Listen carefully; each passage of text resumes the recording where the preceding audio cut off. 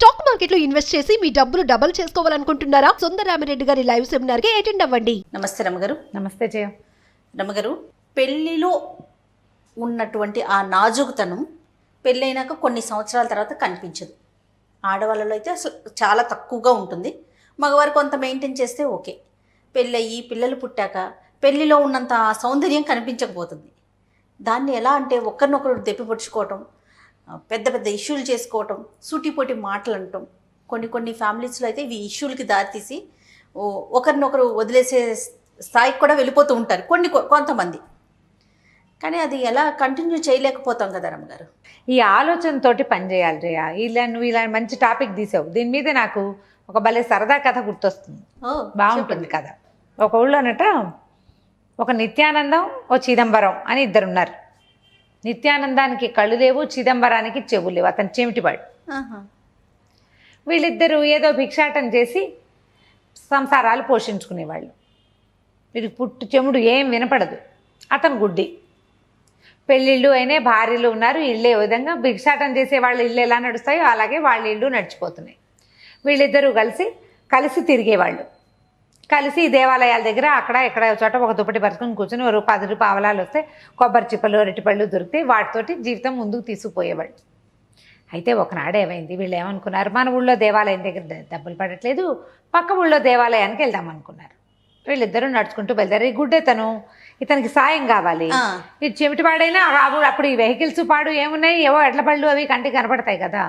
పిలిచినా పిలవకపోయినా ఇతనికి వినిపిస్తాయి. వెనకాల వచ్చే శబ్దాలు కళ్ళు లేని అతనికి వినిపిస్తుంటాయి కదా. ఈ అంధుడును ఈ బధిరుడు ఇద్దరు కలిసి వెళ్ళడం మొదలుపెట్టారు. ఎక్కడికో వెళ్ళారు. వెళ్తుంటే ఏమైంది, ఆ దేవాలయానికి ఇంకా దూరంలో ఉండగానే వీళ్ళు ఒక అడవిలోంచి దాటుకుంటూ వెళ్ళాలి. ఎవరో ఇద్దరు మనుషుల్లాగా కనపడ్డారు. మనుషులు కాదు, వాళ్ళు కనపడ్డారు మొత్తానికి. ఒకడేమో తెగ పాడేస్తాడు. ఎంత కర్ణ కఠోరమైన కంఠస్వరమో చెప్పరాని కంఠస్వరం వాడిది. అక్కడి నుంచి వాడితో ఉన్న ఆడది డ్యాన్స్ చేస్తుంది. ఆ పాటకి తగినట్టుగా అసలు కంటితో చూడలేనంత మహాభయంకర నృత్యం. వీళ్ళిద్దరూ హడిలిపోయారు. ఏమిటి ఈ మోత ఏమిటని, ఈ కళ్ళు లేని ఆయన ఏమిటి ఇదేదో ఎగిరేస్తుంది, ఇదేం డ్యాన్స్ అనేది ఈ చెవిటి ఆయనకి అర్థం కావట్లే. వీళ్ళిద్దరూ ఒకళ్ళు మాట్లాడుతున్నారు. ఒరే, ఆ గుడ్డివాడు అన్నాడు, ఎవర్రా వీళ్ళు, ఏమిట్రా నాయన అని గుడ్డెత్తని అడిగాడు. అంధుడు అడిగేసరికల్లా ఈ చెవిటి ఆయన అన్నాడు, ఒరే వీళ్ళు మనుషుల్లాగా లేరురా, కాళ్ళు నేల మీద అంటలేదు, కాళ్ళు అంటలేదు, పిశాచాల్లాగా ఉన్నాయి. ఊరికే గబుకు చూస్తే మనం దూరం నుంచి మనుషులు అంటున్నాం, కానీ వీళ్ళు మనుషులు కాదు, నేల మీద కాళ్ళు లేవు వీళ్ళకి. అది తెగ పాడేస్తుంది. ఆ పాట చెవులు పగిలిపోతున్నాయిరా అంటున్నాడు గుడ్డైన ఆ మగవాడు పాడే పాటకి. ఇక కళ్ళుండి చెవులు లేని ఆయన ఉన్నాడు కదా, నాకేం వినపడదు కానీ అదేం డ్యాన్స్ రా, ఏమి ఎగురుతుందిరా, కోతిపిల్ల ఎగిరినట్టు, చూడలేక చచ్చిపోతానంటే వీళ్ళిద్దరూ మాట్లాడుకుని ఏమనుకున్నారు, ఎవరికైనా పొగడ్తా ఇష్టం. పిశాచాలు మనకు కనపడ్డాయి, మనం చీచీ తప్పుకోండి గిప్పుకోండి అంటే అవి మీద పడి ఏం చేస్తాయో తెలీదు. అందుకని బాగుందంటే సరిపోతుంది. తెలివిగా ఆలోచించారు. ఎంత బాగుందో అంటే సరిపోతుంది.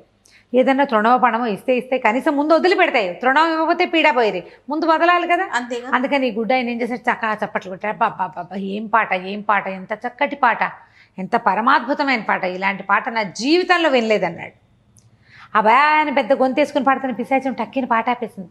ఏమిటి నా పాట అంత బాగుందా అని గుడ్డ ఆయన అన్నాడు. అబ్బో ఎంత చక్కటి పాటమ్మా, ఎంత చక్కటి పాట, అసలు ఇలాంటి పాట నేను జీవితంలో వినలేదు సోదరా, ఎవరు నువ్వు, మీ దేవురు, ఎక్కడ నేర్చుకున్నావు ఇంత గొప్ప సంగీతం అని ఈయన. ఇక కళ్ళుండి చెవులు లేని ఆయన ఉన్నాడు కదా, శబాష్ అన్నాడు. ఎంత బాగా డ్యాన్స్ చేస్తావు అమ్మా, నాట్య మయూరివి నువ్వు, నీలాంటి మయూరిని నా జీవితంలో చూడలేదన్నాడు. తిరుగులేదు అనేసరికల్లా బాగానే ఉంది. ఇవి రెండు పిశాచాలు మొహాలు చూసుకున్నాయి. కానీ దానికి తట్టింది ఈ పిశాచానికి. ఏం నేను పాట పాడుతుంటే ఒకడే చప్పట్లు కొట్టి నా పాట బాగుందంటాడు, రెండో వాడికి నా పాట నచ్చలేదా, ఒకడే బాగుందన్నాడంటే రెండో వాడికి నచ్చలేదని కదా అని వాడికి, ఆ పిశాచానికి డౌట్ వచ్చింది. మగ పిశాచానికి. ఆడపిశాచికి ఏం డౌట్ వచ్చింది, వీడు ఒకడే చప్పట్లు కడుతున్నాడు, వీడేమో పాట బాగుందంటాడు, అంటే నా ఆట నీకు నచ్చలేదా అని రెండోది అడిగింది. అడిగేసరికి వీళ్ళిద్దరు చెప్పుకున్నారు, ఏం చేస్తావమ్మా, పుట్టుగుడ్డి వాడు, పాపం వాడి కళ్ళు కనపడవు, అందుకని నీ డ్యాన్స్ని వాడు చూడలేదన్నాడు. చెప్పాడు తనే, నీ డ్యాన్స్ని నేను చూడలేను, వాడికేమో చెముడు, నా పక్కనున్న వాడికి సంగీతం వినపడదు, నేను సైగ చేస్తాను, వాడికి తట్టి ముందుకెళ్ళు వెనకెళ్ళు చెప్తాను, గట్టిగా చెప్పాలి, వాడికి మామూలు సౌండ్లు వినపడవు, అలవాటుగా నేను మాట్లాడతా కాబట్టి వాడికి తెలుస్తుంది అంతే అని చెప్పాడు. చెప్పేసరికల్లా పిశాచాలు రెండు మొహాలు చూసుకున్నాయి. అయ్యో పాపం, నీ చెవులు వినపడవు, నీ కళ్ళు కనపడవా అంటే కనపడవన్నారు.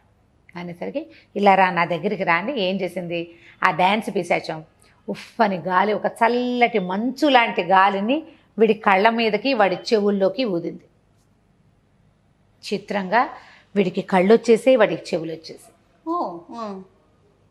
ఇతని కళ్ళు వచ్చేసినాయి. ఆ గుడ్డ అతనికి పాపం కళ్ళు తెరుచుకొని కనపడుతుంది. ఆ పిశాచం చేసే డ్యాన్స్ చూడలేక జుట్టు పీక్కుందామనిపించింది. ఈ చెవిట ఆయనకి ఇప్పటిదాకా ప్రపంచంలో ఏ విషయము బాగా వినపడదు, ఏదో ఒక్కొక్క మాట ఎప్పుడైనా కొంచెం తెలుస్తుంది. ఆ కర్ణ కఠోరమైన గార్ధవ స్వరంతో పాడే సంగీతాన్ని వినలేకపోయాడు. సరే ఎంతో బాగుంది, మళ్ళీ రేపొచ్చి కలుసుకుంటామన్నారు. అన్నాక ఇద్దరు ఇళ్ళకి బయలుదేరి వెళ్ళిపోయారు. ఈ గుడ్డ ఆయన తడువుకుంటూ ఊళ్ళోకి వెళ్ళటం అలవాటు. కళ్ళు తెరిచి చూస్తుంటే ఎటు వెళ్తున్నాం ఏం వెళ్తున్నాం ఏమీ తెలియటల్లా పాపం. కళ్ళు మూసుకొని నడవటం మొదలుపెట్టాడు. తన ఇంటికి చేరాడు.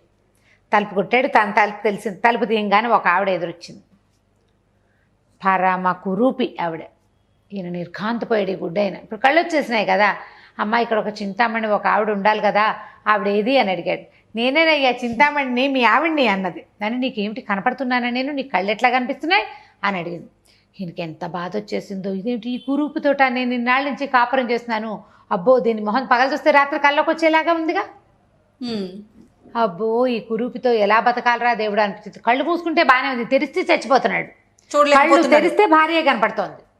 ఆమెమో పరమ కురూపి, చట్టి ముక్కు, మెల్లకన్ను, పళ్ళు ఎత్తు, గబగబా వంట చేసి పెట్టింది. మొత్తాన్ని నీ కళ్ళు వచ్చేసినాయి, మనం ఎంతో అదృష్టవంతులం, చక్కగా 4 పనులు చేసుకుని బతకచ్చని సంతోషించింది. ఇచ్చేమిటి ఆయన ఇంటికి వెళ్ళాడు.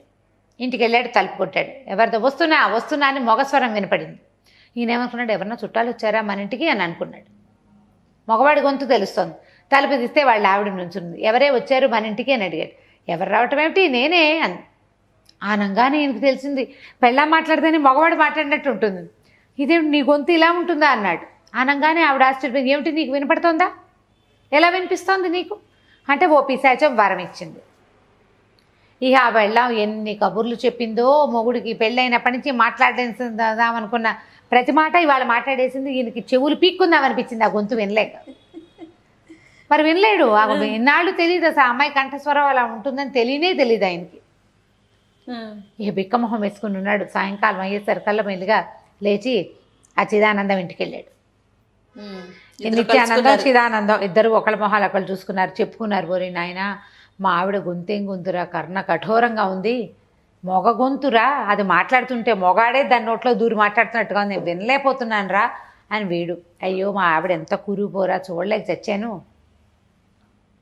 అనేసరికి సరే ఏం చేశారు, మన ఇద్దరం వెళ్ళి పిశాచాల దగ్గరికి వెళ్ళి వాళ్ళకి చెప్దాం అనుకున్నారు. అక్కడికి వెళ్ళేసరికల్లా 2 పిశాచాలకి చెప్పినాయి, ఈ కన్నొద్దు ఈ చెవొద్దు అని చెప్పారు వీళ్ళు, మాకు ఇవ్వద్దు అనేసరికి ఆ పిశాచాలు 2 ఆశ్చర్యపోయినాయి. మరి ఇన్నాళ్ళు నీకు కళ్ళు లేవు, వీడికి చెవులు లేవు, మీతో కాపురం చేయలే వాళ్ళు? ఈ కళ్ళు లేని అతనితో కురూపైతే మాత్రం కళ్ళన్నా లేని వాడితోటి కాపురం చేసింది, ఎంత బాగా చూసుకుంది నేను. కళ్ళు లేని వాళ్ళతో కాపురం అంటే ఎంత కష్టపడాలి వాళ్ళు, అవతల రెండో వాళ్ళు చాలా పని చేయాలి. వీళ్ళ ఇబ్బంది వీళ్ళకు ఉంటుంది, అవతల వాడు ఎక్కువ ఇబ్బంది పడాలి కదా. ఆ అమ్మాయి మరి ఆవిడ మంచితనంతో కదా. ఇప్పుడు చెమిట ఆయన ఉన్నాడు, ఏం చెప్పినా వినపడదు, ఏ వస్తువు తీసుకురాలేడు, కాగితం రాసిస్తే కానీ కుదరదు, ప్రతిదీ రాసి చూపించాలి. ఎంత చచ్చి ఉంటుంది ఆవిడ పాపం. కానీ మంచి మనసుతోటి నీతో బాగానే ఉంది కదంటే పెళ్ళాలతో కంప్లైంట్ లేదు, ఆవిడ రూపంతో ఈవిడ గొంతుతోటి తప్ప. ఈ 2 పిశాచాలు వాళ్ళిద్దరికీ అర్థమయ్యేలాగా చిన్న కౌన్సిలింగ్ చేసినాయి అన్నమాట. రూపాలకి స్వరాలకి వాటి వెనకాల వెళ్ళకండి, మనసు వెనకాల వెళ్ళండి. ఆ మనసుతోటే వాళ్ళు ఇంతకాలం మీతో కాపురం చేశారు.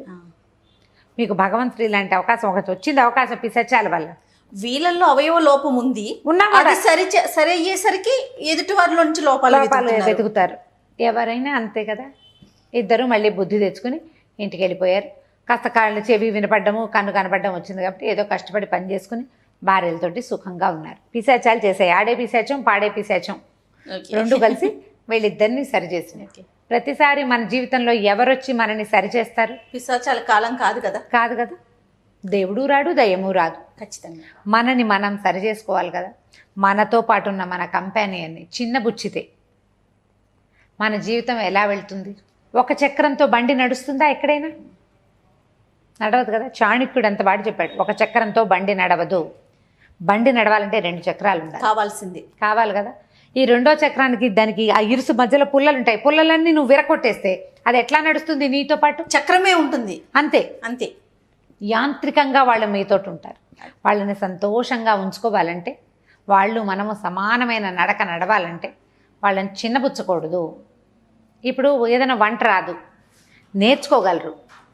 అదే అవయవలోపము లేకపోతే సౌందర్యం లేకపోవటమో, లావైపోవటమో, బక్కచిక్కిపోవటమో ఏదో ఉంటే దాన్ని ఎట్లా సరి చేసుకోగలుగుతారు?